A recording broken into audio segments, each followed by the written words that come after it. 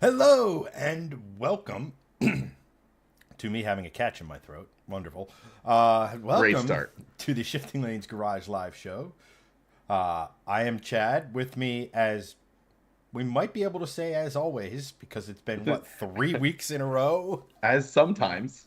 Our very extra special guest, Greg, who's not really a guest, but he just plays one on, I guess, TV slash the internet. Slash this channel. Oh, what is it? Save this space or whatever the fuck that was from back in the day. Oh, yeah, I don't remember, but it was something like that. But no, we have a fairly interesting show today. Greg, why don't you tell the ladies and gentlemen what we're going to be discussing? Selling it hard at the beginning. We have a fairly interesting show. Stick around or not. We don't care. We have a show that might be of interest to tens of people. It's so funny. Like we have a fairly interesting show tonight. It's not like amazing fireworks going off. It's just like there's some stuff. Meow, meow, meow, meow. All right, so first thing we got to, well, not first thing we got to talk about, but there are a couple of articles that I'm going to read off to you that we should be talking about. Tariffs will lead to 2 million fewer auto sales in the U.S. this year, auto advisory firm forecasts. After that, new North American Maserati boss, we need help U.S. buyers, or we need to help U.S. buyers understand our brand. After that, even rich people don't want to pay a monthly subscription for heated seats, which is just a great headline and an accurate one. And then also Mercedes is going to be going into the steer-by-wire thing that you've seen on the what's it called, on the Cybertruck and what have you. So, lots of very interesting things to speak of. Hello, Steve. Some might say they're fairly interesting. Yes, fairly interesting. The fairly interesting stream. That's the new name of the podcast. The Fairly Interesting Podcast. And then when we lose two more viewers, the Barely Interesting Podcast. Oh, what is it? Shoot. There's actually. Uh-oh. Oh, goodness. What is it called? Oh, the Fat Electrician and Veteran with a Sign created a podcast that they do together. It's called the Underwhelming Podcast. So Nice. and they're both fairly successful creators of the content. Yeah. But they created that when they had large audiences, so Oh, it's more funny than accurate. well, Fat Electrician is a freaking unicorn slash anomaly. Like taking nothing away from like any of his like hard work or anything like that, because Hmm. obviously you don't get to where he is without working hard. Right. But he is a unicorn that basically started a his first ever TikTok got like 14 million views. So it's like That's crazy. Keeps those eyeballs. Gerard over on YouTube. Maserati needs to advertise. Let's start with Maserati because that's a good segue into talking about Maserati. yes. I quite like Maserati. I liked the Gran Turismo. I Hmm. loved the MC20. We've talked about it here before. Yeah. That of like the mid-engine sort of super slash sports cars slash what have you. Um, I'd probably go that route because there's no other like mid-engine sort of. I don't want to say middle of the road because these things are all six-figure plus. Like it's not a middle of the road option, so to speak. Hmm. But it's also not like a hypercar. But like if there was a mid-engine car out there, it's like, I like that. Or as like the sort of super sports car, like your Porsche, like your GT lineup from Porsche or what have you. Not that the Maserati's in the same ballpark, but it's like, well, if Porsche is the answer because it is, what's the I don't want to be like everyone else alternative? And my first thought always goes to the MC20. Hmm. Gran Turismo coupes and the Challenge Stradale from a few years ago variants are getting quite tempting on the used car market.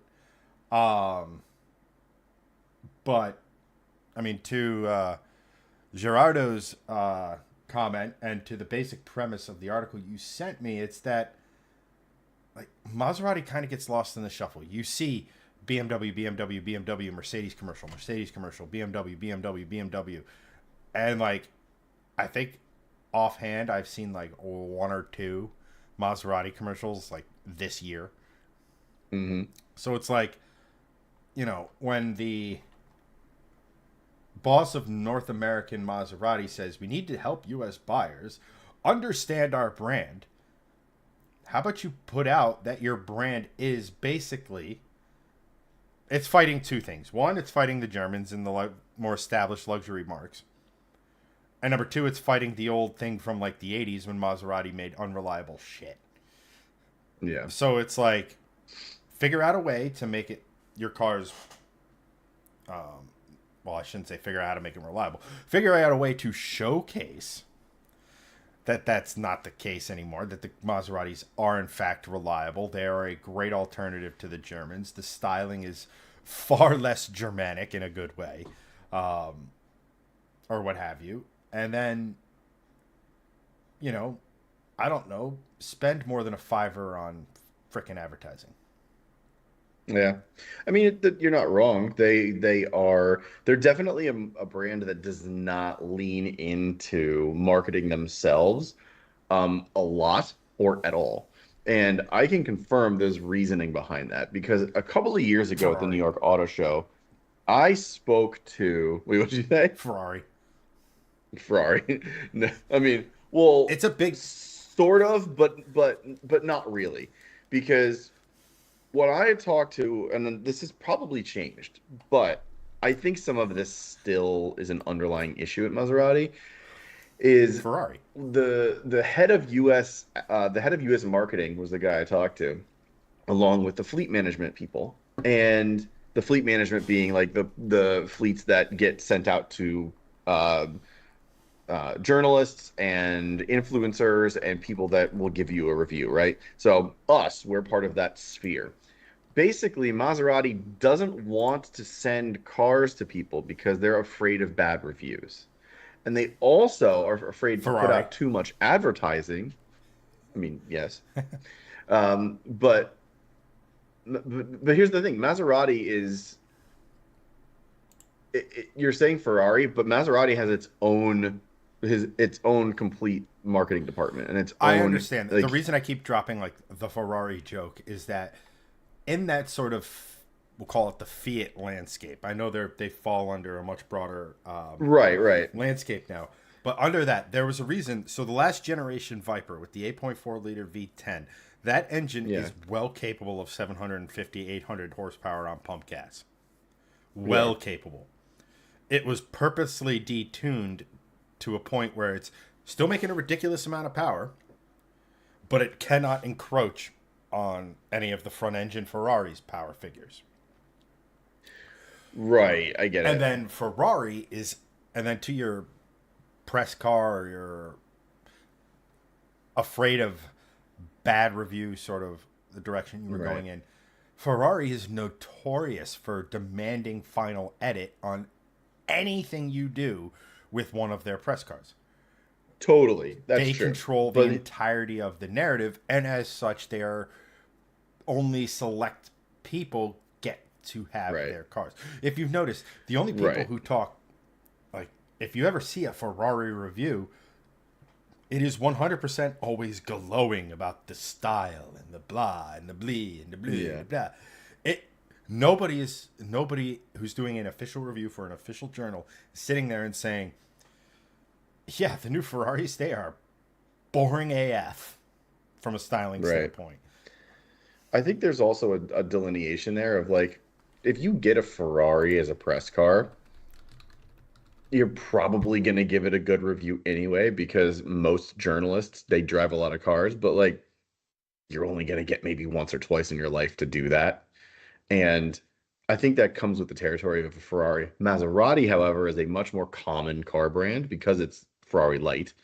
And they do make a lot more commuter-based vehicles that are more friendly to drive. And express, fleets actually have them in stock. So I think that there's a delineation there a little bit. Part of that is that Maserati still does not have great build quality. They still have a ton of reliability issues. And Maserati was like, we don't want to have bad reviews. They flat out said that. Um, so it's one of those things where like part of it is like self-inflicted. The other side of it is like I vehemently disagree with the headline and with what this guy says. We need to help American buyers understand our brand.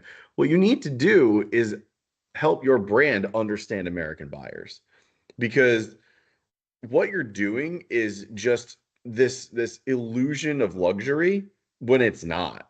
Like if you look at some of the reviews over the last 5 years for those cars, Doug DeMuro's included, there are massive panel gaps inside the car. It is like typical Fiat cutting corners, garbage quality in some areas. Now look, in other areas it's not, and it's in other areas it's very much on par. Some of the new Mercedes with the plastic, you go into a new Mercedes and you push on the plastics, it creaks and it's really cheap sounding. The Maseratis are the same way, and it's very disconcerting to hear the head of Maserati say we need to help Americans or we need to help. I say Americans, but people in the U.S. market, North Americans, right? U.S. and Canada. We need to help them understand our brand. Disagree. You need to change your brand ethos if you want to sell cars here. And you need to also up quality and make sure that your cars aren't raging, steaming piles of trash, which most people think they are after ownership. The average mileage that someone owns a Maserati is under 15,000 miles because they don't like them and they're terrible and they're unreliable and they just aren't good cars, period. So until that changes, you can say all of that till you're blue in the face, but it's not going to change the outcome that you're not going to sell cars here until you make a better product and you understand the buyer that you're trying to market that product to and sell that product to. Full stop. So Ferrari. Pretty much. No, look. What's up, What's up, Nicholas? So here's the thing where I think, yes, you're right on most of what you said, but I do Ooh, also think, check that one on the calendar. Chad agrees with most of what I said. what is on the tippity top of your camera? Oh, it is my diffuser. So if I do this, it's No, just don't flash absurdly bang bright. everyone. Well, maybe you shouldn't have painted your walls reflect everything white. Nah, had to. What a terrible choice for a garage color. I'll get some signs and stuff back up there and diffuse it a little bit. So where I think part of the quote unquote understanding of Maserati by US based customers is that when is number one, when it comes to luxury, there's two real schools of thought. Number one is your old school American luxury, right? So big car, comfy ride, really just, you know, AC that blows borderline way too cold, kind of envelops you in an experience, right? Like think of like old school Cadillac, Yeah. which isn't really a thing anymore. And then you have everyone else who is either German or doing it the Germanic way. You know, your traditionals, your BMW, Audi, Mercedes. You know, when Lexus came along, they took aim squarely at Mercedes to such a degree that they actually got the moniker of being the Japanese Mercedes. Right. And then Maserati comes along and they have the lineup, right? Like they have pretty much, I mean, they don't have like a 3 series, a 5 series, a 7 series, an 8 series, a 6 series, a 2 series, a 1 series, a .762.139-8 series. Like like BMW or something like that. But they have the crossover, they have the full size sedan, and you just go down and down the list, right?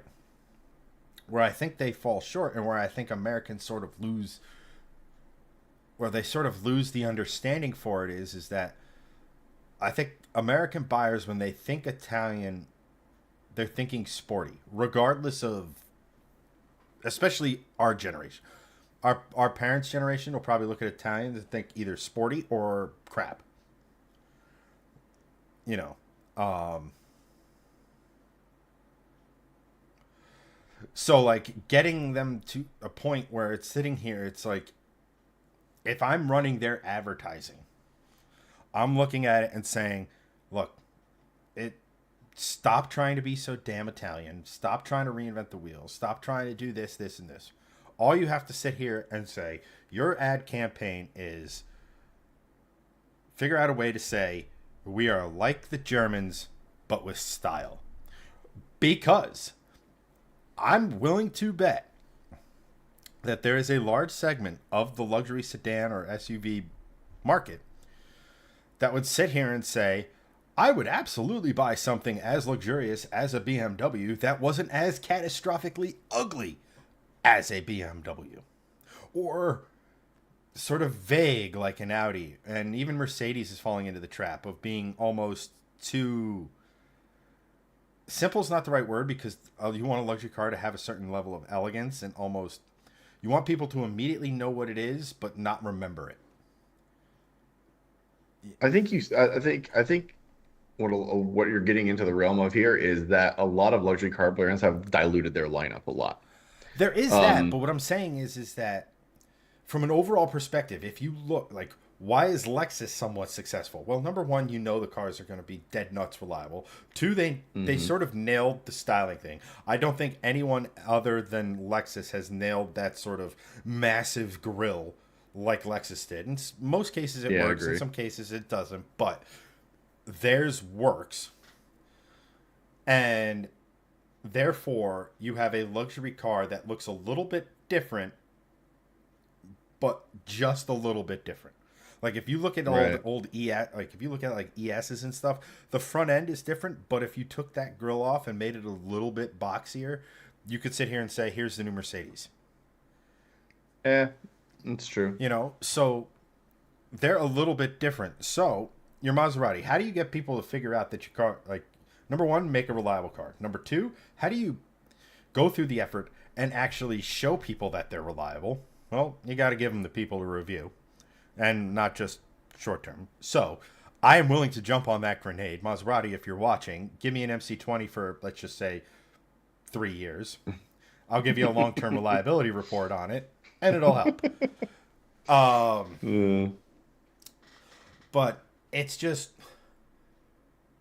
I think where you're right in the sense of that statement is, brother, you haven't done anything.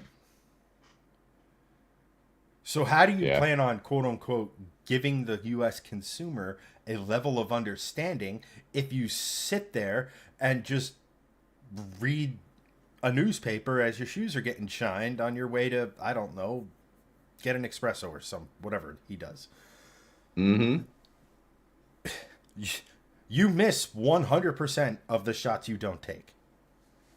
Yeah, that's true. And then Gerardo over on YouTube goes, Maserati's fighting with Alfa Romeo too. I do believe there's an element of that. I do think there's an element of not necessarily brand confusion, but brand sort of washing, in the sense that, well, Alpha's going after BMW, and then you also have Maserati, and some of them share. I think the SUVs share a platform, um, Yeah, they do.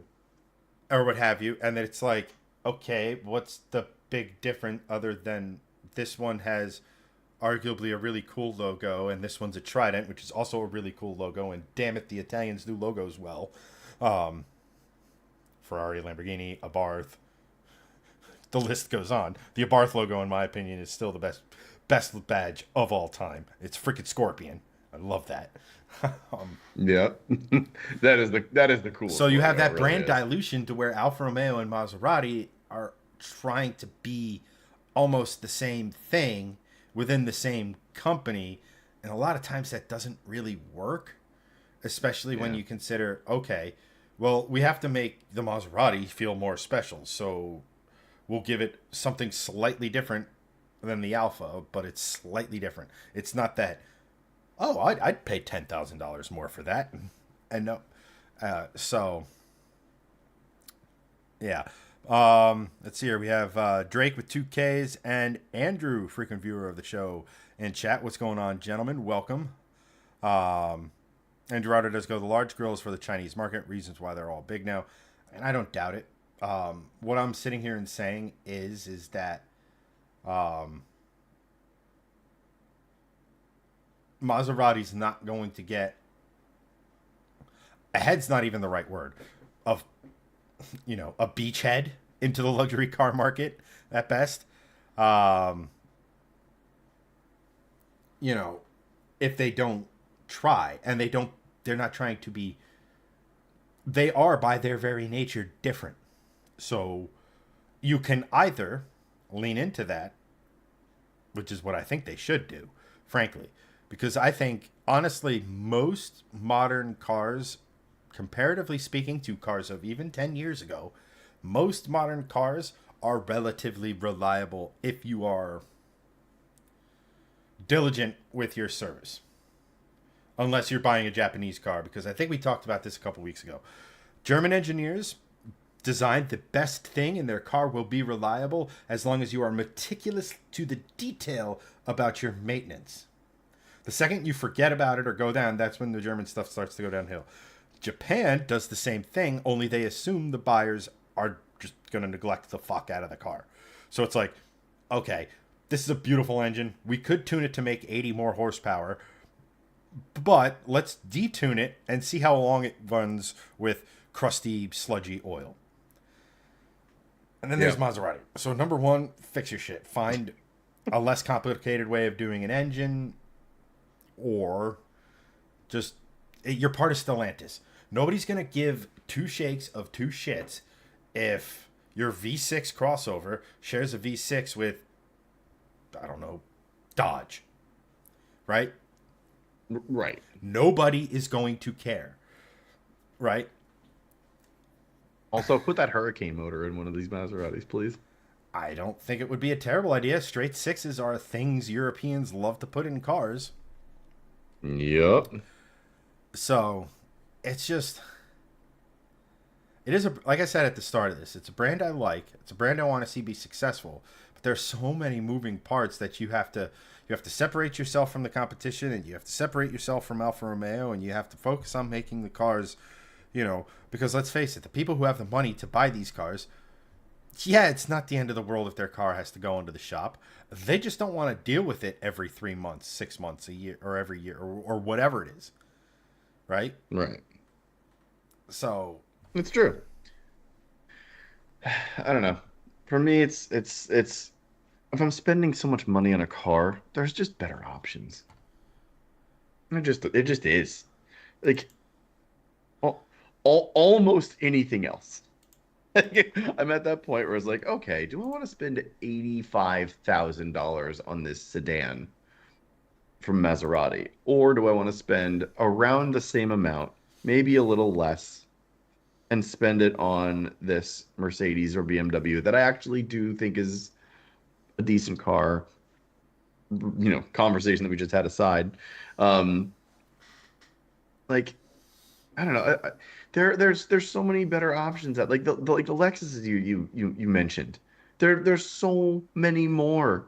Like literally the entire Lexus lineup, I would rather buy over a Maserati, SUVs included. Like literally everything. So I mean, I think that's where I would end my argument is just like until your brand does market shaping to change what the consumers think about your car, you're not gonna do anything. Nothing's gonna change. People are just going to have the same. You're going to have the same X% market share. The end. That's how it's going to work. That's how marketing and brands work. And it's not just in autos, and in like literally every other aspect of brands on a global scale. That's how it works. You know, the only other thing I can think of is that Maserati just focuses on being sort of that middleman between Alfa and Ferrari as a performance brand. You know, Yeah. but or they're the what's the best way to put it? They become, and again, it's not an easy task because Porsche is Porsche, but they become the Porsche of the lineup, right? So if you look at the Volkswagen Auto Group, you have your entry level, quote unquote, which is Volkswagen. You have your sort of uh, luxury brand, which is Audi. You have your performance brand, sort of as Porsche. But Porsche also does SUVs and a big sedan and all this other. If you start to position yourself there, I'm not saying going after Porsche is a good idea. You know, it's a great way to lose a shit ton of comparison tests. But as an alternative, because there's enough people out there who think along the same lines as, again, what I started this with was Porsche's the obvious choice. I'm not going on a racetrack ever. I want that same experience, but in something different. And if you can be Right. that different, you know, suddenly you have something. One thing I did want to touch on before we move on, Nicholas, thank you so much for the 100 stars, man. Appreciate you, brother. Thank you as always, dude. I still need a picture of you in the hoodie. So, That's right. um, I'll be right back. I'm just gonna close my garage door. It's getting a little chilly in here. all right, let's sit here and wait silently as Greg struggles to close his garage door. That is a Nope. shockingly quiet garage door. Yes, because I had them replaced because they were loud as shit and 15 years old. You know what would make them quieter? Um, Not running them at all and leaving them closed. No, choosing a different paint color for your garage. Yeah, probably that. Probably that. Doug, welcome, my good sir. Um, Weirdly enough, Andrew, I know it's kind of taken a pause, but Alexis is kind of sort of on the list of cars Greg is considering once he gets back into the sports car phase. That is true. But Also, hello, Andrew. Hello, Doug. Steve goes, the Italians need to give up on Alfa and Maserati. 100% could not disagree with you anymore. Those are pillar brands. They have just become victims of sort of the Fiat conglomerate. And that nothing can encroach on Ferrari, whether it be performance of an engine, performance of an overall car, performance of a, you know, and it or simple stuff like the interior or the, you know, you're allowed to use Pininfarina, but only once every other decade, and it has to be during a lunar eclipse. You can use them, but not a lot. That's why like Bertoni is big in a lot of your older Maseratis and Alfa Romeos. Isn't it Bertone? Pretty sure it's Bertone. Bertone. I'll try saying it like this. Bertone. Oh, yeah, it's definitely better. Yeah, you should probably stop that given the amount of accents and sons in your name. Accurate. Let's see here. I read that. Hurricane, we read that. And Gerardo over on YouTube, thanks for being active, man. Appreciate you. Yeah, dude. What Maserati needs is a good hitter, mid-engine, in the mid to high $40,000 range. I would agree with you, but $40,000 doesn't mean the same thing today as it meant 5 years ago. That's true. I get what you're trying to say, but when you consider the average purchase price of a new car, I think is what, $45,000 at the moment. That's the average. Oh, it's like 48. Still, point stands. If you're almost saying Maserati would have to build their equivalent of, say, a Miata at that price point, Yeah. which isn't a bad thing. I'm not saying that's a bad thing. I'm No, not saying I'm not I dumping on that idea at all. What I'm I saying agree is though. like if the MC20 is supposed to be the 911 fighter, maybe we think about something that is a 718 Boxster slash Cayman fighter. You something that is the step below as entry level or what have you. Because I will maintain, I have seen the MC20 in person quite a bit now. I have heard it in person quite a bit now. And between the looks of it and the sounds of it, that is like 70% of the supercar equation for most average people. We're not talking about us who are going to sit there and go, well, on turn in, it's a bit lazy. It falls a bit on the front. It doesn't feel like you're connected. Blah, blah, blah, blah, blah. To the average person who are buying these cars, who, let's face it, probably is a few years away from retirement, they're not going to. The sound, the looks they get in it, and enough of that feel and build quality to make it like not just a holy shit Jenkins pulls into with the Maserati to the local country club. Oh, that looks good. Fast forward to after his ground and he goes to leave after what have you. Oh man, Jenkins, why is your car on the back of a tow truck? Doesn't have the same panache. Yeah. And we have the Wheels and Whiskey Bros over on YouTube chat. What's going on, brothers? For after the stream, Greg, you need to reply to their message. Oh yeah, I know. I saw that. I gotta get on that. So I think we'll wrap up the Maserati thing. Is like number one, get your house in order. Shortly thereafter, or even during, frankly, actually start marketing. Yeah, that's a big one. Hell, again, I don't think they need to do too much on the reliability front. Yes, it needs to be reliable, but if they I think it's more on. I think it's less on the reliability side, more on like the build quality side. right, I think if you button up a couple of things, even if you just add reinforcement behind the plastic so it just feels more solid, Hmm. we're Yeah, I agree. something little. Yeah, little But thing, if you start to, not I like a major guarantee you, if they overhaul. did a performance-based commercial around the MC20, showed you the noise, showed you the look, gave you a beautiful backdrop, an American backdrop would be important, just to show, because you're selling to Americans. You don't want to be like, look at this Italian car on the Riviera. Yeah, Nah, it's going to be, no. look at this Italian car going absolutely nuts and sounding like a god on Tail of the Dragon or the Blue Ridge Yes, Parkway or something, yes. the West or the old Gold Mine Road in PA or what have you. Like, Hmm. show them having that with a, doesn't have to be like, your typical Italian in a skinny suit with a skinny tie with shoes that if he shines them the right way into the sun, he could set a pile of leaves on fire. Just an average person, not no, an average person who has like something nice, right? Like you want to give that air of luxury, but you don't want to make it seem exclusive. You don't want to be like, oh, I thought Maserati made that, right? And I think that would go a long way for them. Yeah, I agree there. And Tuck goes, the funny thing is, Alpha and Maserati owners act like everyone should think they are special.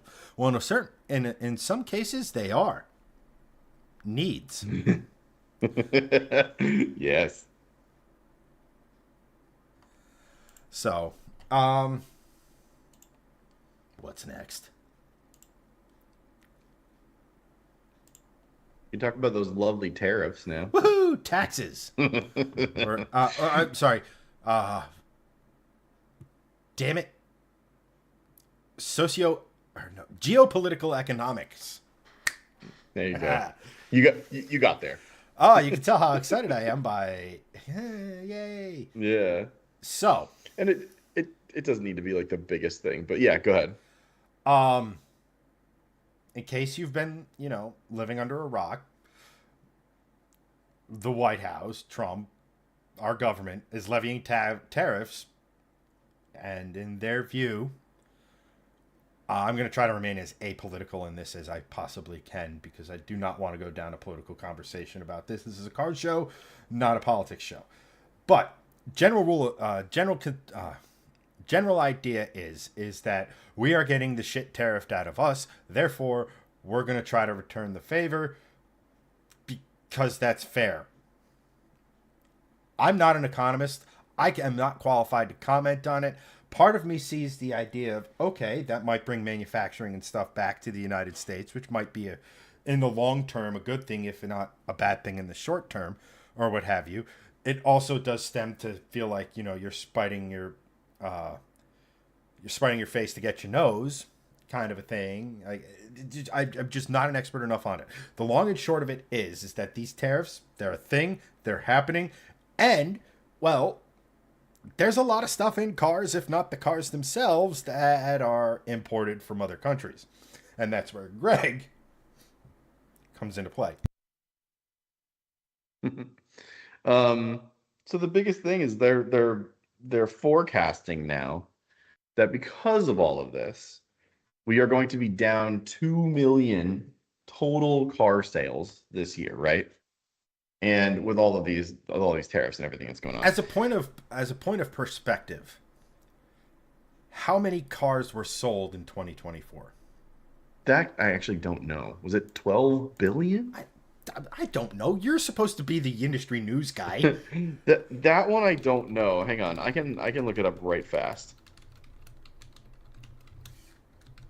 I want to say, or not 12 billion. That'd be insane. 15.9 million according to 15.9 million. Thank you.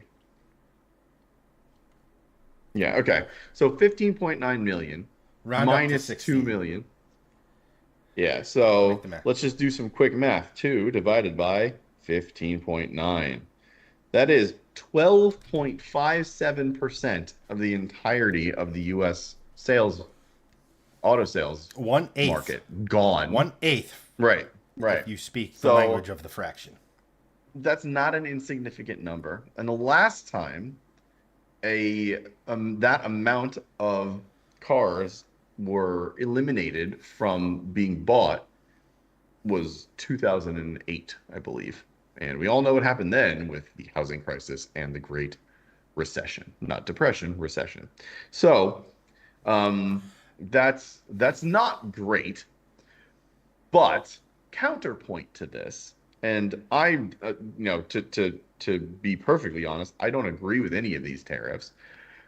This is where things sort of get murky because they're just forecasting this.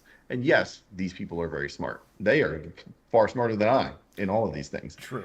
But how many times have things been forecast in government policy over the last decade, potentially, 15 years, that have been dead wrong all the time? And it seems to happen a lot more often than not. So for me, I don't want to really sit around and be like, hey, let's find out, because having that many cars wiped out from the US market ain't good for anybody. But also, I'm just like, where are you getting the numbers from? And does that factor in adjustments to the tariffs? Does that factor in adjustments to pricing? Does that factor in adjustments to manufacturing totals from in and out of the country? Like they're not giving us the full story in this sense. They're sort of just and this is from Reuters, which is very middle of the road and generally just like, here's your news, the end. But like, they're not giving us the full scale of everything within the article. I'm not sure if they have all of the information yet, but either way, it's not great to be like, yes, this is what's forecast that's going to happen, without explaining it properly. And I think they do a little bit in the article, but they don't do the deep dive that I think they should have. So there's a couple things I want to touch on that. Number one, I think it was Doug. Doug goes, people sort of showed they'd spend $10K over MSRP during COVID, so the public has already said they'll do it. Yes, but a counter to that would be 10 again, the average purchase price of a new car has gone up so much that on average 10K over was 45, $46,000 for a car back then. Now it's going to be almost $60,000. Yes. So that could play into it. Um, Number one, I think with a lot. So are tariffs going to affect sales? Stop. Full stop. Yes. Stuff is about to get more expensive. Yep. Just the nature of the thing.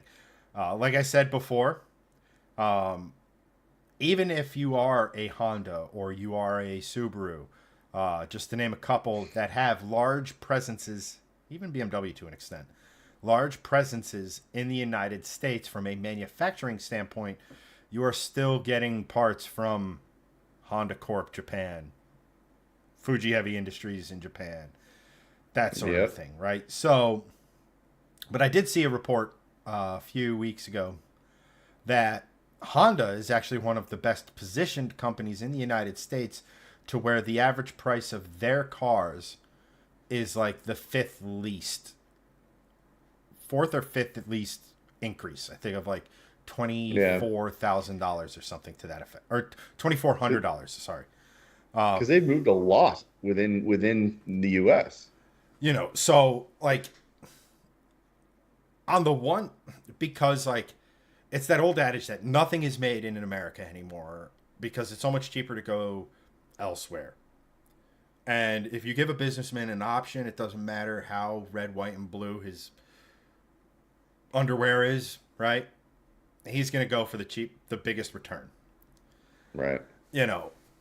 And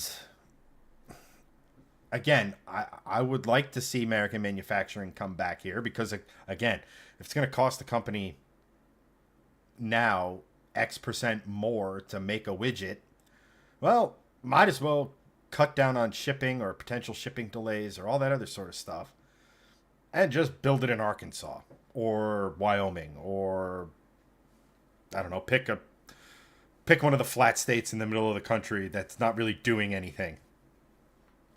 Plop it there. There. I'm not saying I agree with the scale and or what have you with it. I'm just sitting here saying like I kind of get it. Like I kind of Yeah. get the concept of like look.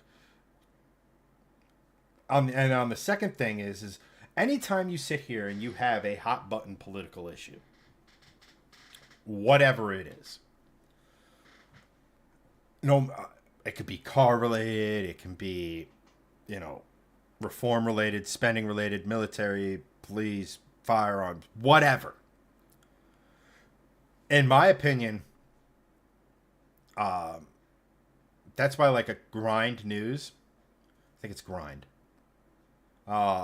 is such an excellent resource, especially if you're someone who likes to read the news and likes to keep up to date, doing all of it, because it will legitimately sit here and show you an analysis of the article that will tell you this article is from a publisher that is traditionally 70% left leaning or what have you in their viewpoints, or 80% right leaning, or this article actually in the language and the way it's written and what it's actually saying is leaning more in this direction politically. Because media, shocker, I know this, is pretty much sites find their audience and then they write the articles to confirm the audience's bias. I'm not saying that's happening in this article. What I'm sitting here and I'm simply saying is that rooters, to my, because I went and I did some digging on them when I was reading the article, because it's like, so if you have this same thing, so say the advisory firm sits here and talks to one journal and they're left leaning, they're gonna make it out a certain way and they're gonna fill the facts with the narrative that supports their political stance. Do it to a more traditionally Republican outlet, they're going to do the same. And what is missed? The down the middle, that is the most important, that is not the doom and gloom to get the evil man in office, or the shut up hippie opinion, right? It's the Yeah. actual news. Now, in this report, could this guy have said, at maximum, we're looking at 2 million in sales? And then he could have gone on and say, I think it's going to fall somewhere more in line. It's not going to be a small amount, but it'll fall somewhere. And I'm not saying this is what was said. I'm simply stating that Right. unless you play the whole 3-hour interview, no one's going to get it. It's that mistrust of Yeah. media. And I'm not saying that's what's going on here. I'm simply saying that anytime you read something like this, anytime you look at something that is and tariffs are whatever's hotter than white hot on the political side of things right now, anything like that, as in my opinion, to consider yourself an informed citizen, you should read both sides if you can, because where's the truth? Somewhere in the middle. That's all I'm saying. As far as these auto manufacturers and 2 million loss in car sales, if that occurs, yeah, that's 12.5% gone from everyone. But more importantly, like we were talking about Maserati, right? They can't get their customers to understand them. Oh, now pay an additional 10% on the purchase price of this car you only heard about 4 minutes ago. No, thank you. I'm going to go get a Cadillac because Cadillac's less affected or what have you.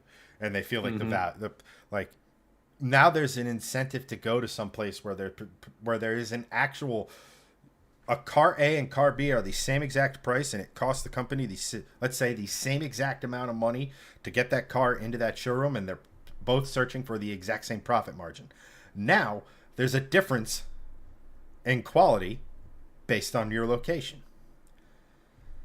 So I don't think it's not going to be 12.5% for Honda, Subaru, General Motors, Ford, Toyota, everyone. It's and everything. Chad just go to all the import companies and convince them to Coyote swap everything. It's not a terrible idea. I know for a fact the Coyote will fit in any engine bay that houses a 2UR from Toyota. What's that one meme of that woman where she's just like doing this, and then the other one is just like Oh yeah, that's a good idea. that was Chad just then when he read that. He's like, oh, but to sort of but I agree. It's not a terrible idea. I mean, or not for nothing, just LS swap everything.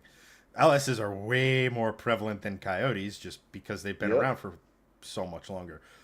But the new Honda Accord with a 5.3 liter junkyard V8 with cylinder deactivation. How does it work? Well, it doesn't. You'll get infinite miles per gallon because the engine will just mysteriously shut off. All of it, all 8 cylinders. But this does also bring up another point. So, like, we're talking about full-size pickup trucks. We may have, or I may have just inserted it to prove my next point. But either way, we are now talking about full-size pickup trucks. We've talked about this in the past. From raw material to finished truck, what is the most American truck in the country? Ooh, I know this. Go for it. It's the Toyota Tundra.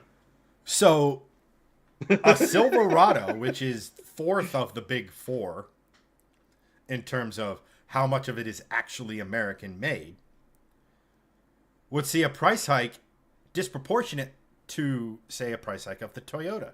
What I really hope in all of this that doesn't happen is, use that example again. Of the big 4 full-size pickup trucks, Silverado, F-150, Ram, and Tundra, I'm lumping the Sierra in with the Silverado. Same, but different. But same thing. Yeah. Is that, well, the Silverado, that's an American, like a rock. That's Chevy. Their price for we'll just say their middle of the road, their average truck goes up by X%. Toyota's over here, and they have slightly less. Toyota execs are like, well, if the Silverado costs this much, and before the tariffs we were charging within a certain percentage of it. Let's just charge within a certain percentage of it again. And now all of a sudden, everybody's going up because somebody got greedy, right? I personally see this as an Right. opportunity for Toyota to say, hey, you might be the best bang for buck. You know, when you consider they could be the cheapest without being the cheapest, the least expensive as a method of um, gaining market share, right? Like, let's Right. assume that the average pickup truck, the average half ton pickup truck costs $50,000. Well, now the Silverado is going to go up and cost 58,000. The Tundra is only going to cost 52. Nothing about the quality of the vehicle has changed. Right. Does Toyota say, Where do you, hey, we could bet that market share now, yeah, before these yeah. fuckers figure it out? Like I said, the thing I'm afraid of is that they're just going to get greedy and go, oh, if they're charging 58, we'll just charge 57. Right. But even so, even that little bit, because you were in car sales, even just $1,000 or 500, even 2,000, very good. Those small increments, when you're buying a $58,000 car, let's be honest here, 500, 1,000, $2,000, it's not a lot of wiggle room, and it's not a lot of money off. You're still spending a tremendous amount of money. People will look for even those little bits of savings here and there, and they're going to go to that other brand, even if Toyota does do a price hike to 57 compared to a 58. They're still going to cross shop the Toyota more so than they were previously, for sure. Right. I mean, I agree with what you're saying. Um, Doug could probably weigh in more on the car sales side of things as he has done it more recently than I have. My Yes. experience was more, what's my nut all in? Are there any Right. rebates? And what's my monthly payment going to be? The final sticker price almost didn't matter. It was, what's my monthly Right. payment for how many months? And that's kind of Yeah, the four box technique, right? $4. One, two, three, four. Anywho, Yeah. Right. But no, that's a real thing. Like you want to negotiate as a dealer, you want to negotiate off four box and you want to negotiate off of monthly payment as opposed to final price because you're going to be able to sell the customer into a little bit more that way. oh, 100%, because you can manipulate that number way more. You can add a year to the term Exactly. and make the price go down by $50 a month. Right. Or, if you're enterprising, I can save you 6,000 or $600 a year by simply doing this. I'm not. I'm actually costing you more money, Right. but you don't On the back end, understand you're actually 1,800 more in the hole, but because you don't understand how compound interest works. exactly.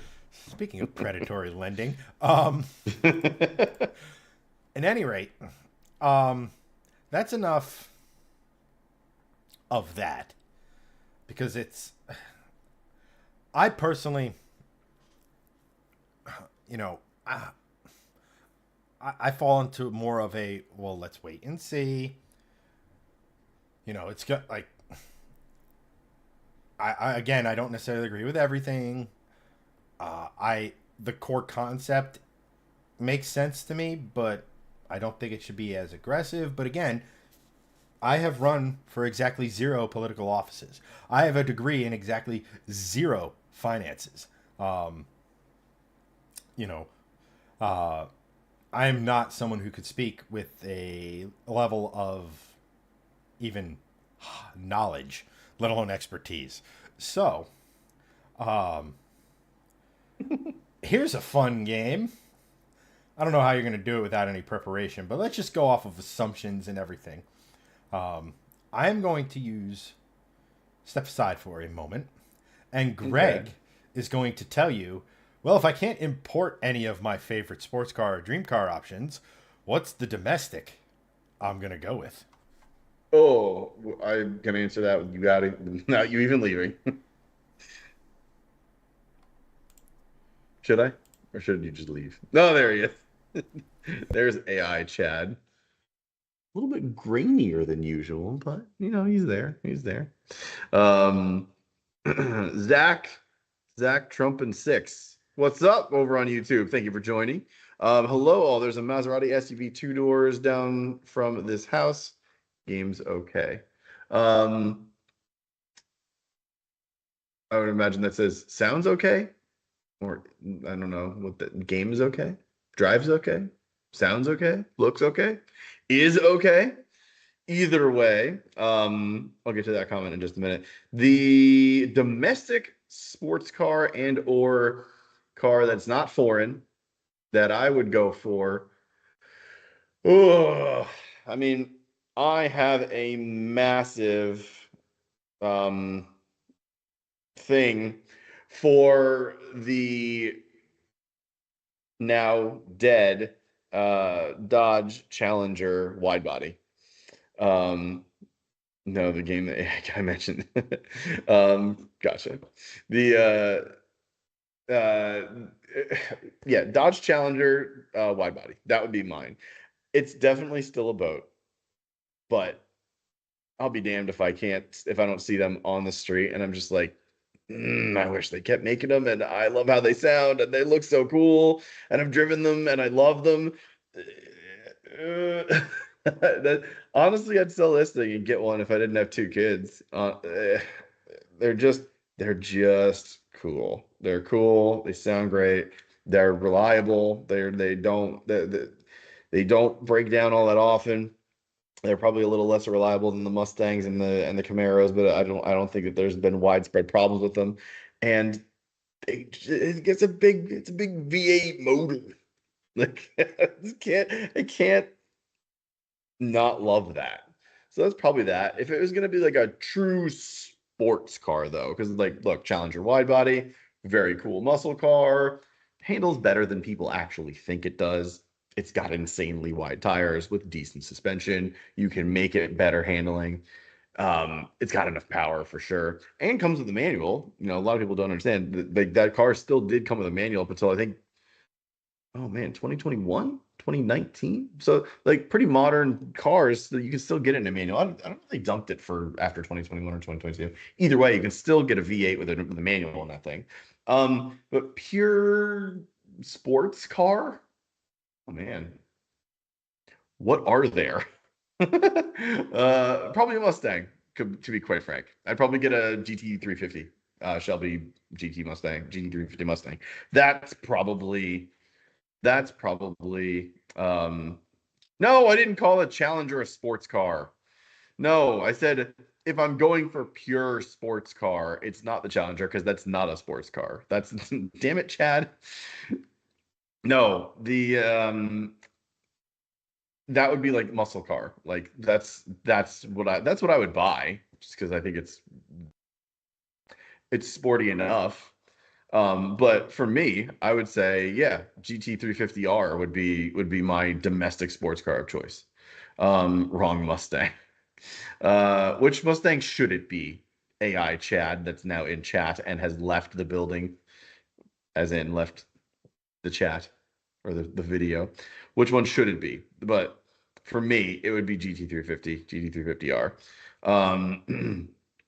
Andrew's got a good question. What's the difference between the WRX and the STI? Well, lots, because the WRX,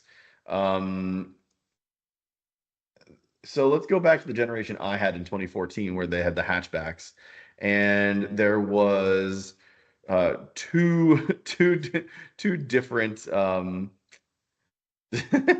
from the toilet. Yes, yes, he is absolutely trolling from the toilet. So back in that generation of WRX, there were 2 different engines. Well, it's the same engine, but 2 different designations. One is the EJ255 and one is the EJ257. The 257 is a bit more high strung. It had it had a lot more done to it in the sense of technology because the WRX basically just had a 5-speed manual trans, which is exactly what I had, and the STI had the 6-speed that was lifted out of the BRZ. It also had an upgraded intercooler. It had an upgraded turbo setup. It had better suspensions. It had a big old wang on the back. It also had the what's it called? It had the traction system where you could go into S plus, and also the gearing was a lot higher in the STI. The WRX is a much better daily driver. Um, in the sense of when you're cruising at 75, 80 on the highway, you're still doing around 3,000 RPMs, but in an STI, you're at close to 4,000 RPMs in sixth gear. So it's a lot more of a short performance car than a highway cruiser and commuter car. The WRX did a great job at that. When they went into the 2015 generation, which was the generation that just went out of style with the new one, I think that was in 2022, 2023. So it was like 2015 through then. That's when you saw a bigger delineation because the WRX then got the FA20 motor from the BRZ, and the STI kept an EJ257. So you still had that older engine in the STI, but the WRX got the newer one, and it was a bigger thing. And Sean kind of hit it. Basically, the WRX STI is a bit more hot rodded version of the WRX, sort of, but especially in the 2015 pluses, it was a much bigger differentiation because they had different engine types. One was I think direct. I forget which one was direct injected, one was port injected, and it was just a big difference in performance in that sense. The WRX lost a lot of the true Subi sound. They went equal length headers. Oh no, sorry, they didn't go equal length headers. They went with the FA20 motor, which was a lot less rumbly sounding than the EJ257. You still had a lot of the technological differences with the S plus, the S mode. That still was in the STI, and you didn't still get that in the WRX. The WRX did get an upgrade with the 6-speed, because with that FA20 motor, the 6-speed came out of the BRZ with it, so no more 5-speed in the WRX, and the STI also still had the 6-speed. But that, I'd say that generation of STI is probably the best one ever made as far as performance is concerned. It had a lot of performance. It had a ton of just fun aspects to the car. It had the big wang on the back. It was great. And you could even order it with a little lip spoiler instead of the big wing if you wanted to. So it had a really good it had a really good performance differentiation from the WRX, even more so than previous generations. Zach Trump and Six, thanks for joining, man. Hopefully catch you next time. We usually do this on Wednesdays around 8:30 p.m. Eastern time. So hopefully you swing back again, man. It was a good chat with you. Yeah, it's just it's one of those things where you want to really cross shop both of them and drive both of them because they drive very differently in 2015 plus. Before then, they're fairly similar, but the WRX just being a better commuter car, and I'd say that continued into the 2015 plus generation as well. But yeah, I hope that answered your question, Andrew. Chad's back from doing stuff. Man, I think of all the times I have taken a quick fiver and you have gone in a rant, I can't imagine the amount of times you've been wrong exceeding what you just spewed. The Subaru stuff, yeah, whatever. That's all fine. Here's the thing. If it doesn't have an I in its name, nickname, don't waste your time. The STI's got the 6-speed when they're still using the EJ motors, and the 6-speed is vastly superior. Oh, sure, it is. It's a stronger trans. It's just a better, and pick a metric. It's better. Accurate. When they started going, the current WRX, forget about it. It's not even a thing on my radar. Um, Oh The yeah, I motor, couldn't care less about that car.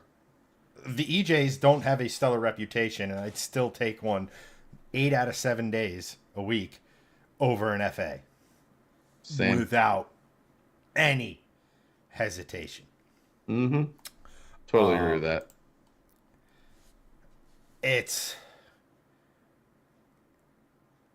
I mean, here's the thing with either of them, especially if you get them in the years where they're actually good. You're gonna want to do your research on all the stuff, specifically head gaskets, ringlands, Ringland failure. Yeah. all that other sort of, just like you would do on no motor is perfect. For as much as I That's true. sing the praises of the Coyote, and we're gonna get to how wrong Greg is with his Mustang selection in just a moment here. You're not gonna want to miss that rant. Um, you know, Do that. I'll be right the back. oil pump gears are um, a weak point. As I'm finding out with my car, the whole cam phaser actuator, the cam's position sensors aren't perfect. And they're not prone to failure, but they are not built with the same level as the rest of the motor is, for that matter. Um, thanks, guys. Keith and Trevor, whichever one of you is commenting at the moment, or if you're both there and doing it as a team. Thanks for watching, brothers. I appreciate y'all. Um, no engine is perfect. 2Js, for as great as they are, they have their quirks and stuff about them. Specifically if you get a GTE with the twin turbo setup, it's it's a 90s design with vacuum lines for days that when it works great.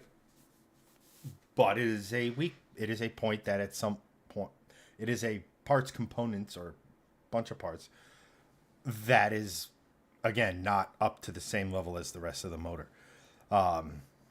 Now as for Greg's Mustang choice, look, if you've watched the show, you kind of know my thoughts on the GT350. When it came out, it was a monumental mind F to have a pony car with a flat plane crank V8 that didn't sound like the European flat plane crank V8s. And this is a matter of debate, but I don't think it sounds particularly well, especially once an aftermarket exhaust is applied. And they sound like pure dog shit when they're straight piped. I will die on that hill. They sound absolutely terrible. For what that car was, what it could do. And all you need to know about the Voodoo engine is that Ford will happily sell you a Gen 1 or Gen 1 at their times. A Gen 1 Coyote, Gen 2, Gen 3, we're up to Gen 4. They'll sell you 2 different variations of that engine. But when it comes to the big bad boy NA motor, it's the 5.2XS, which is 5.2 liters. So someone who doesn't necessarily know Ford all that well will assume it's the Voodoo. It's not. It's a crossplane. It's basically a Predator motor with higher compression for NA. 12-1 if memory serves. And that thing will still rev to 7,800 RPM, and it'll make 580 horsepower, which is more than the Voodoo does from Ford.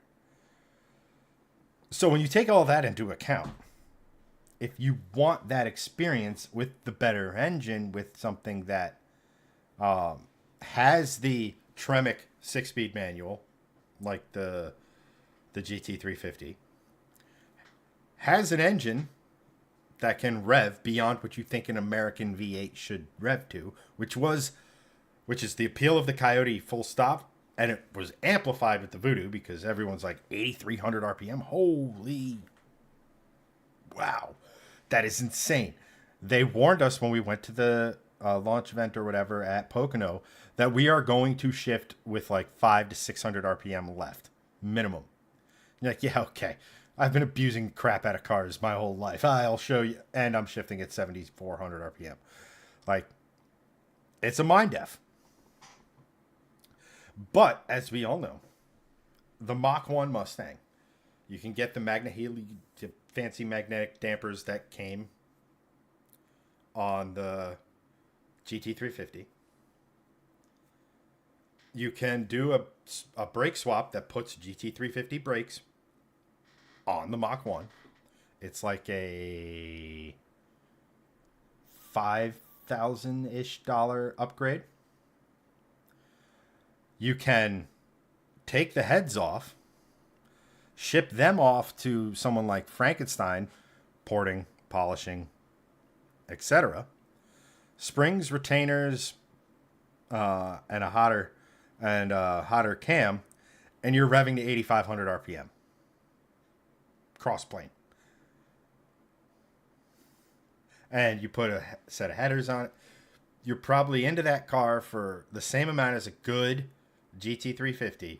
You're making more power, have the same 9def RP redline.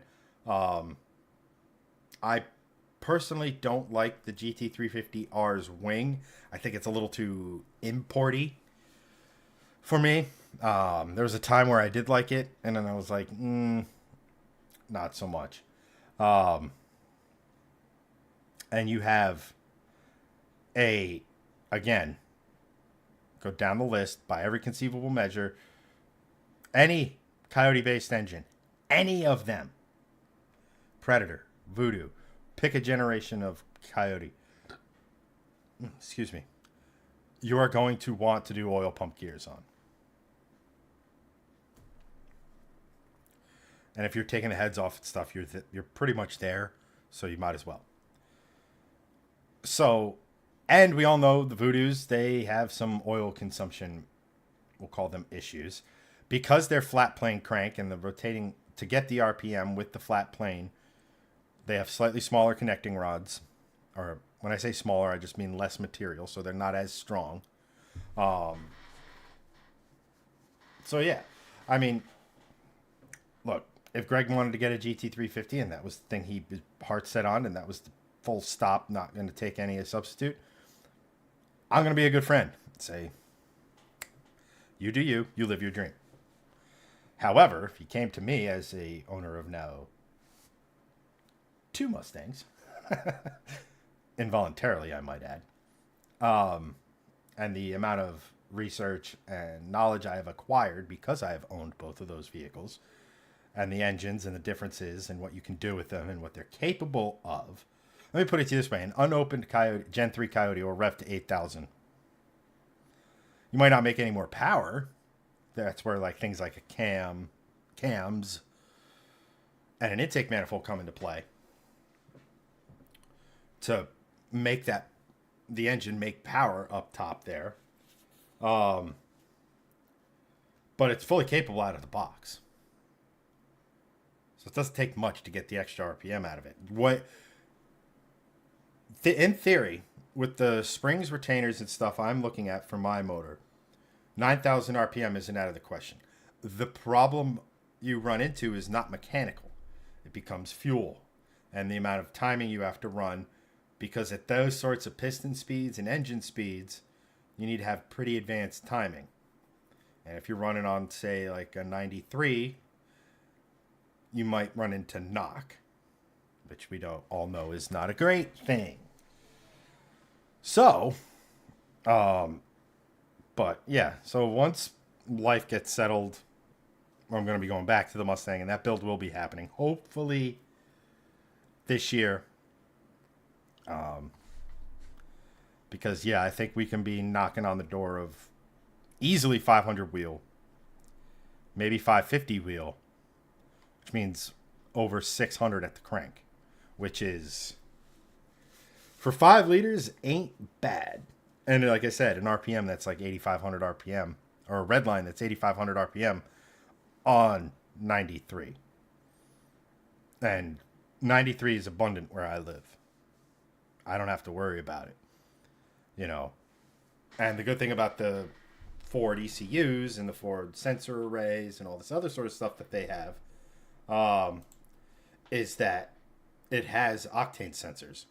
So if I'm in an area where only 91's available, all right, red line comes down a little bit, but it's not where I'm going to be doing the majority of my driving. So, yeah. Greg, we just discussed the Mach 1 with some mods Oh, is the Mustang you should, instead of the GT350. so no. Why? Because as you know, I like the rare stuff. I like the weird stuff. And the Mach 1 is it has all of the stuff that I want, but it's not as rare as a GT350R, correct? I want to say yes. But either way, the the Voodoo and the 5.2 and the way it sounds, I know you harp on the 5.0 and the regular Coyote. I just think it sounds better. I like the way it sounds better. Um, I've driven the GT350 multiple times. Also driven the Mach 1. Um, I feel like the GT350 is it drives better as just overall. Um, I mean, I don't know. I just like the car better in every way. It also feels more special. Like when you get in and you're like you see the Shelby snakes, like the Shelby logos. And you're like, this is a more special car. I mean, I can see that side of it. I mean, you're wrong on the sound front by a magnitude incalculable by man. No, I think it sounds better. I think it sounds better, man. Um, I do. Not when you put an exhaust on them. Not even close. Well, I mean, for now I'm comparing stock for stock because if it's just like okay, well it's that car versus this car, Yeah, but that's what I have to compare it to. I mean, I know you're in your sensible Volvo station wagon phase of life, but even that car is not unmodified. And what's the one modification you did to that car? Oh, let me check my notes. A downpipe. The exhaust. I didn't do the exhaust, just the downpipe. Well, what is the downpipe a part of? Dill wagon. It's part of the piping that goes to the exhaust. No, it's okay. Let me ask you a question. When the hot spent gases go out of the engine, what do they go into? Hint. Spoiler alert. It's called the exhaust manifold. The atmosphere because I have a manifold leak. Of course you do. No, I don't actually. I was just trying to be a dick. I was gonna say that seems like a good time. Since you're in there, might as well put a bigger turbo in. Good transition. Got it in there. Got it in there for the stream. No, I mean, look, I understand there's something special about the Shelby name and the Shelby experience and everything like that. But I just remember the Carlisle exhaust clips you sent me of the two straight piped fucking S550 Mustangs and wishing I was there so I could drag each one of them out of their car and beat them senseless for straight piping. Because no Coyote variant sounds good straight piped at all, ever. No. Correct. And, yeah, I don't know, man. Like I said, I understand the why behind the Voodoo. I understand the flex that it was. I understand the marketing and the buzz that engine created for Ford and the Mustang platform as a whole. Yeah. But I will die on the hill that it's, as a mechanical thing, it's overrated. Oh no, I do agree with that. It's just if I'm gonna spend my money on something, I'm gonna get the one that I want, and that's the one that I would want. I mean, you're not wrong in all of your other in basically every So if other way. Like, if I told there's you I way could get a more. Mach 1, and okay, we'll just replace the Shelby signature on the dash with my signature. Chad Kennedy Mach 1 signature edition. It's number one. You want to talk about rare? One of one. I mean, you're not wrong, But if I told you I could have a sound that is almost the same, especially because RPMs, just the way the pulses come through the exhaust, right? Has a higher redline than the GT350, has the same suspension, has the same brakes, Yeah. and makes more power. I mean, again, you're not wrong. I mean, I Look, don't I know. get. Look, We'll kind of end this. I've been in the car, and just did not feel as special. It just didn't. I don't know how to explain it. What felt more special, my car or the Shelby, the silver Mustang? I mean, the Shelby. You're an odd duck. All in favor of kidnapping I, Greg, say aye. I don't know if it's the seats. I don't know if it's the aura of it just being a Shelby. I can't put my finger on it. There was just maybe it has to do with that was sort of like one of the two biggest mind F cars that I've ever driven because like on one hand I was like, okay, I know what Mustangs should, could, and will do. And then I got in that and it was like that was not what I was expecting. And maybe that's part of the reason why. And then the rest of the Mustang lineup after that was just like, oh, it already should be doing that now because the GT350 laid the groundwork for that to happen. I don't know if that's part of it. I don't know if it's the Shelby thing. I don't know. There's something that when I got into the car at press days for the GT350, it was a different feeling than getting into like the other Right, Mustangs. and I will admit that the fact when the Shelby came around, we were still on Gen 2 Coyote. Yeah, it was older for sure. Or it was still no, what newer I'm in its saying life is cycle. it was new, and we Yeah. hadn't really. I mean, Ford had realized because the Gen 3 came out and revved to 7,500 RPM. Right. But we were still living in a world where the Gen 2s from factory only revved to 6,500 RPM. When it took, guys like Lund 48.2 seconds to realize, wait a minute, let's Yeah. change the intake manifold and and they can run to 7. My car with boost had a 7,600 RPM red line. And we didn't change any of that engine was unopened. The only time it got opened was when we were taking the crispy parts off of it. And even then, we didn't crack the heads off or anything. Yeah. No, I get it, man. Give me like 30 seconds. I gotta go. Yeah. I don't know. 30 seconds. Yeah, go. Yeah, I mean it's kind of that's the beauty of cars and art in that sense. Cars can be art, and everyone has an opinion on. Everyone likes their certain things, which is cool. So that's why I can like the GT350, and he can like the he can like the regular Coyote ones. So All right, what's next?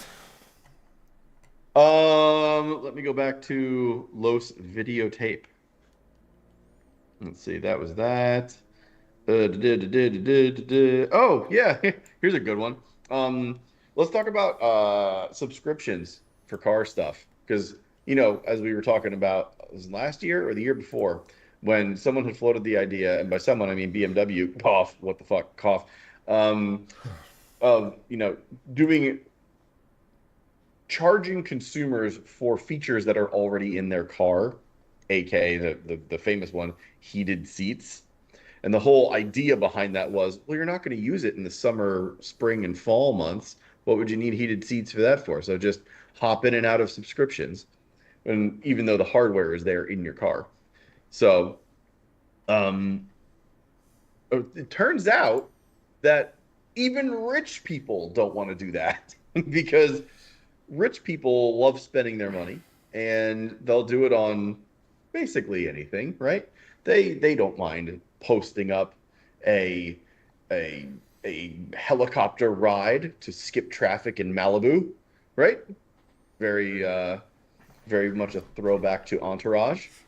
So like they'll do rich people stuff with their money. What apparently they won't do is spend subscriptions on heated seats in cars, in which case yay, I'm actually with the rich people on this one because having a subscription for a heated seat in your car is quite frankly one of the dumbest ideas that I've ever heard of. No, it is the dumbest idea that has ever existed in any form of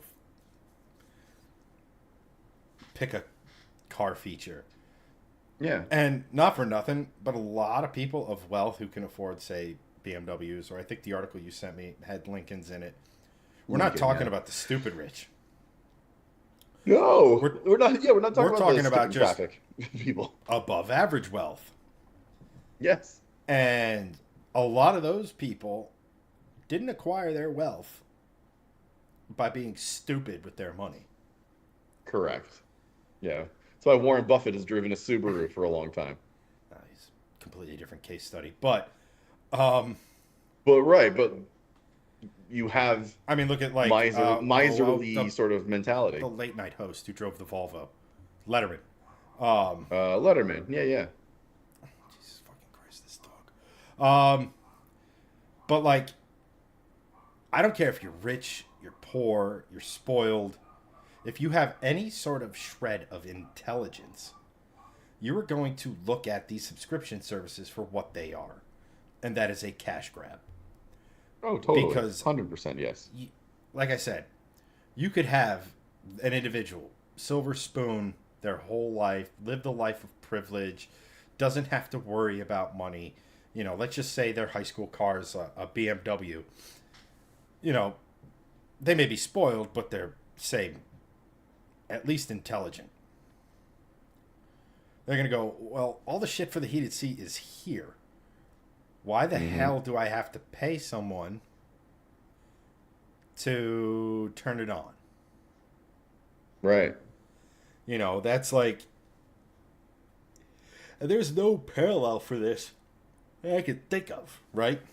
It'd be like you having a toilet and having to pay a subscription to the water company to flush it. Now, I do understand that if you are on city water, usage comes into place. But, like, yes, the point being is not like, oh, shit, I changed credit cards. I forgot about my toilet flush subscription. Why isn't the end result of last night's Taco Bell binge not leaving? You know, it's just, it's a categorically absurd and stupid and just moronic thing for any manufacturer to do. And what it really, apart from people just saying no, fuck you, I'm sure it alienates a lot of people to the brand. It's like, oh, if they're going to do this for like a heated seat, what are they going to do for me when I take it in to get an oil change? Right? You know, exactly. And that's sort of like what the article is saying. So what I'm looking at here is it says buyers of premium vehicles don't want to pay recurring subscriptions. According to Lincoln, those buyers would rather have the cost baked into the MSRP of the vehicle. Also, which is what's been going on since the beginning of time. You have a heated seat in a car since it was introduced in a car. What did you do? You probably paid extra for a trim level.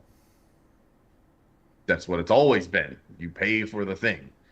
Like, you get a heated seat, you buy the winter package. It's an extra $1,000, an extra $2,000, whatever, depending on the car.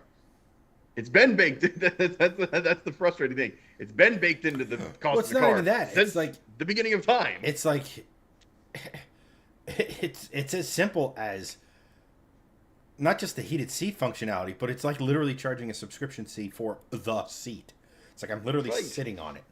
Like, yes, correct. You know, like, well, no shit, Sherlock. Like, of course, people don't want to buy the subscription because you know what happens with people.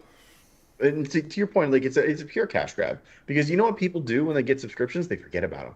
Yeah, well, and that's they let it. them lapse, and they just oh, you're gonna hop in and out of the subscription. You know what else is happening in everyone else's lives that they're not gonna like go to Lincoln and be like, it's April, you can take me out of that heated seat subscription.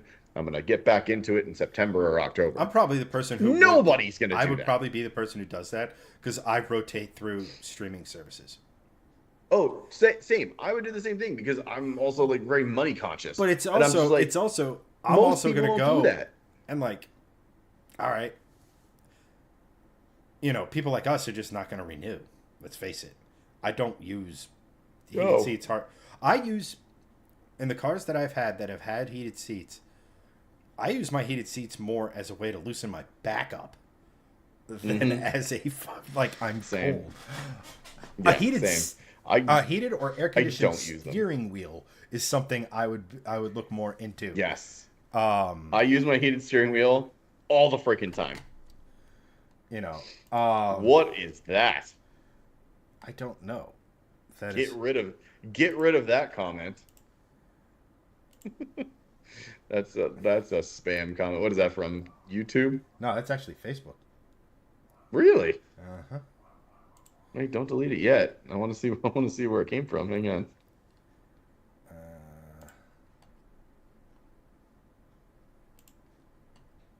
I That's a weird one. think he's charging us a subscription fee to get rid of his comment. It's like reverse blackmail. Uh It's just a bot. It's a fake account. oh, for sure. Yeah, get rid of that.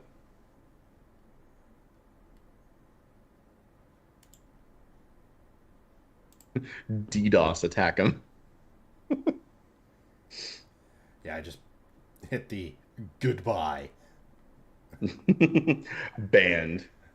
The hammer of the bands has been dropped. The annoying Good. thing is I can't remove it from.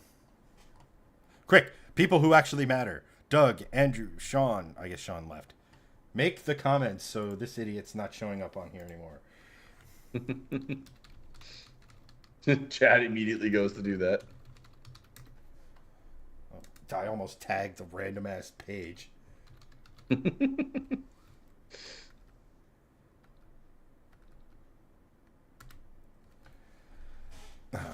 Anywho, where were we? Oh, well, Anyway. Doug donated 100 stars. Thank you, thank you, thank you, my good sir. And his Thank you, whole point Doug. on the subscriptions is it'd be like sending stars to a channel we subscribe to when everybody else watches for free. Well, we appreciate the support. um, you know, I would have just liked to have been in the board meeting when the person who proposed this was talking to just see if there was any common sense people in the room. Just to be like, what if we just charged $1,000 for it? And then someone in the back is like, haven't we been doing that forever? Yeah, but you know what? I would like to see. I've seen their conversion rate on how many people actually paid for the subscription over the course of the ownership of the car, and what I mean by that Yeah. is that how many people just subscribed day one and kept it until. Like, imagine selling the car and you're paying for someone else's heated seats because the subscription never updates. You talk about That's the sharing a thing. Netflix password. Now you're sharing your heated seat password with That's someone true. else. Or like, Right, and how does that work? or Do like you your need to, wife like, gets the car into divorce and you're paying to heat somebody else's ass in the middle of the winter. Well, that's actually a really great question. Like, do you have to cancel the service? Because the ownership is transferred, does the car company do that? Like, how does that all work? Like, I would imagine it falls on the consumer. And then it's sort of like a Sirius XM kind of scenario where you have to go to Sirius, you have to cancel, and then they re-up it with like Sirius and blah blah blah. Which I That's my honestly guess of think how is to how it would work. that's another thing that I think is a gigantic crock of shit. Oh yeah, I I think haven't honestly, used. when a car I've goes canceled through all that. DMV and is sold, that VIN number should be attached to the device in the head unit, and it is immediately canceled. I don't want to. Yep. If I want to get a new car with it, I'll call you up, or we'll work that out in the sales room. The fact that I have to call Sirius to cancel it, the fact that my car, the Black Mustang, came with a free 3-month subscription to Sirius, and they called me 2 months in. And they go, "How are you liking Sirius?" And I went completely straight face. Haven't listened to a second of it. And they're like, "Oh, well, why is that?" I go, I don't have any real need to listen to your stuff. I don't really listen to music, and when I do, I use Spotify. Therefore, it's the music Yeah. I want to listen to, not like the vague genre of the decade of the potent. Like, if I want to listen to Tool, I'll go listen to Tool. If I want to listen to Metallica, Right. like, I have that playlist, and then Yeah. No, Spotify recommends that's true. based off of that. It's just a better way of doing it, in my opinion. 100% agree. You know, but it's more, it's the whole thing. I'm just sitting here thinking, like, you know, um, you just pay, you know, like, it's like, or if like it's air conditioned seats. I'd be more pissed about that. It's like, man, I am paying for the guy who took my wife from me to mitigate his swamp ass. And then I'll chuckle. It's like, haha, I never mitigated mine. Enjoy that swampiness. Yeah. Not like I said at the beginning of this. If you are of a certain level of intelligence, the whole concept of charging you a monthly fee to use the thing that is right there. Well, not that thing. The seat and its HVAC controls. What were we talking about? Oh, right. Sheep liver Yeah. smugglers. How does that factor in? Oh, so when Greg and I were going over the topics for tonight, and this is going to be unhinged. Well, not unhinged. Well, maybe it is. But we were talking about, the tariffs and government doing stupid stuff and like, you know, some of the stuff throughout history that has been passed that you look back 20 years later and you're like,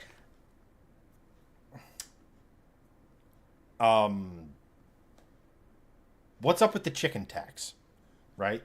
Like that's probably the most famous example, right? We were too good at making chickens. West German farmers complained. West Germany levied tariffs on imported American chickens. And Truman, I think it was, responded by adding tariffs to dextrin, which I still have no idea what it is, brandy, and light cargo vehicles. Why light cargo vehicles? Well, because the best-selling light cargo vehicle was the VW bus / van. So they wanted to hit the German auto manufacturers. Amazing how history repeats itself with dumb shit. And while you no longer get, there's no longer a tariff on brandy. There's no longer a tariff on, although alcohol taxes in general is a whole historical thing that if you ever want to go down a rabbit hole, like the Whiskey Rebellion, that's a great one. And why Hamilton is a fucking jackass. But another thing is that one of the first things, I shouldn't say that. So we all know what the USDA is, right? United States Drug and Agriculture. They're responsible for keeping us healthy.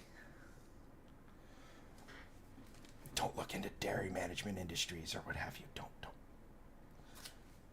By the way, the fact that you drank milk as a kid was your first experience being affected and capitulating to a government psyop. Yes. And that all that stuff came from me watching like the Fat Electrician. He, however, has not done a video on sheep liver smugglers. How did this come about, you ask? Or didn't ask? I like how you have notes and you're holding a notepad. Yes, I on did. this. I had to take notes because like some of the stuff, there were numbers involved, and I was like, I want to get these numbers right when I'm explaining it, as opposed to put some fact behind it, as opposed to being sort of anecdotal.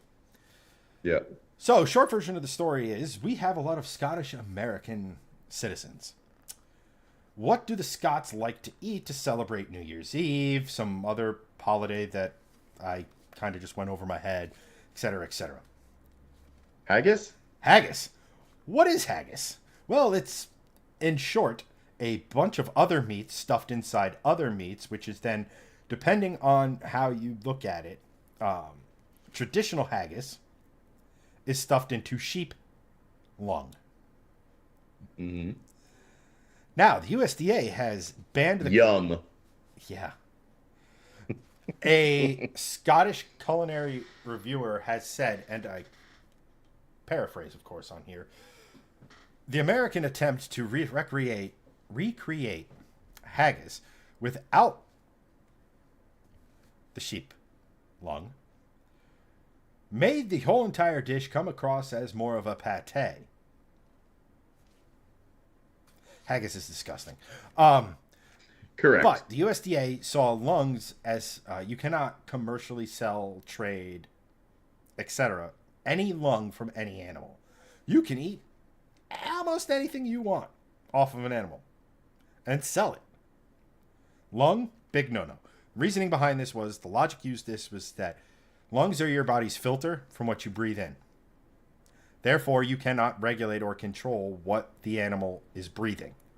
Like you can, grass-fed cattle or non-GMO organically raised chickens or what have you, right? Like the lungs, they're at the mercy of whatever's in the air. And they could be in the cleanest environment and a volcano in Iceland could erupt and bam, they're breathing in harmful ash at a parts per million level. So you can't do that. So the Scottish Americans, who love them their haggis, couldn't get a traditional haggis in America. They tried different variations of it to make it work and yada, yada, yada, but it was never quite the same.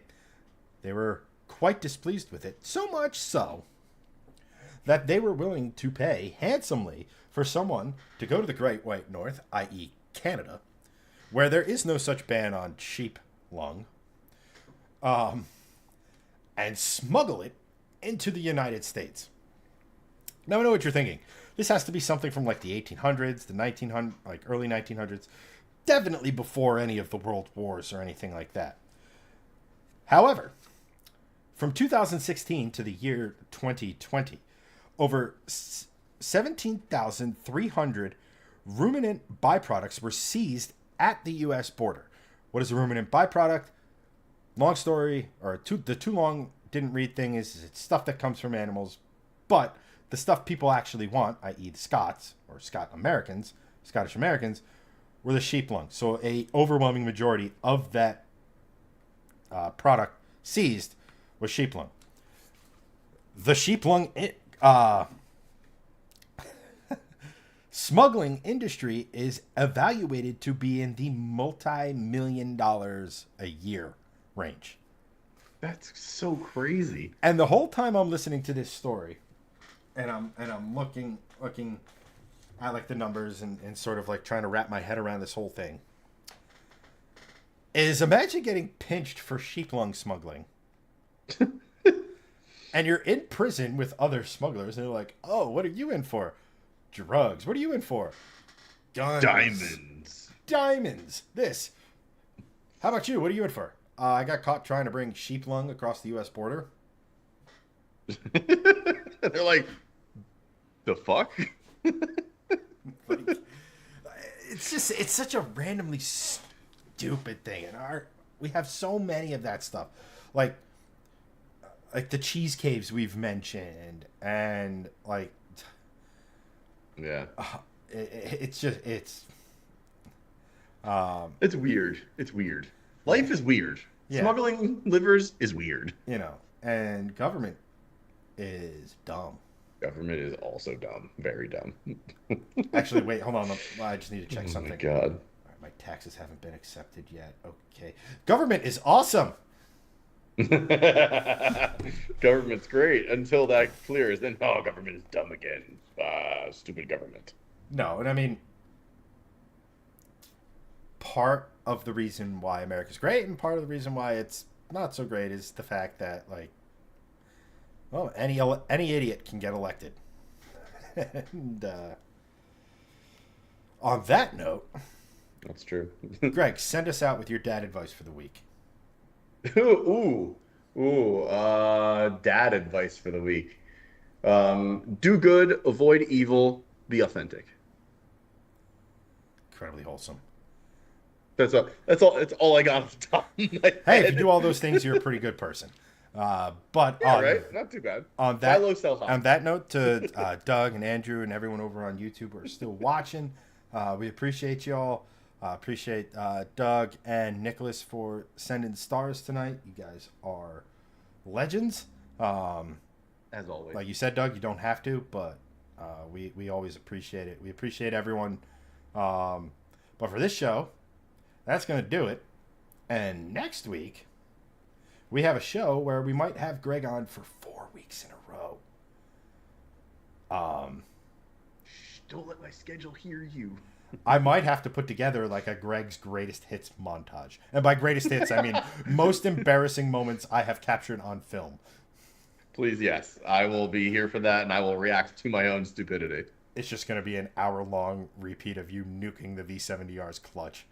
I was just gonna say, it's just me trying to change my tire on loop, like we talked about last time. But it's on loop. But it's like, it's what's the draft where it's like, first pick, first round is number one, but first pick, second round is the last pick of the first. Snake draft. It's gonna be a snake draft. So it's just gonna look. I like it. I'm in. That's but perfect. yeah. But on that note, again, thanks to everyone.